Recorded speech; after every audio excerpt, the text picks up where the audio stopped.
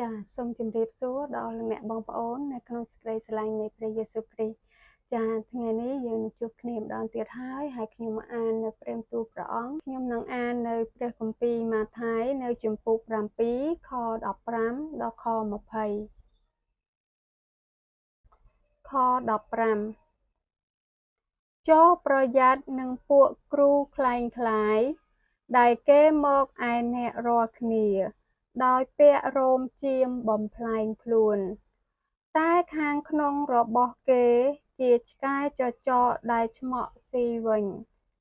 អ្នករាល់គ្នានឹងស្គាល់គេបានដោយសារផលគេបង្កើត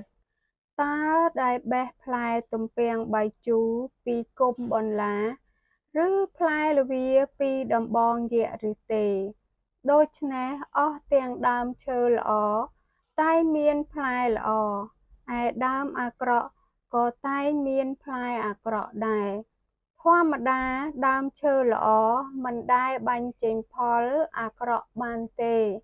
ហើយដើមដែលអាក្រក់ក៏ពុំអាចនឹងបាញ់ចេញផលល្អបានដែរ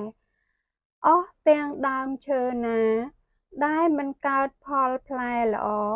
នោះត្រូវតែកាប់បោះចោលទៅក្នុងភ្លើងចេញដូច្នេះអ្នករាល់គ្នានឹងស្គាល់គេបានគឺដោយសារផលគេបង្កើត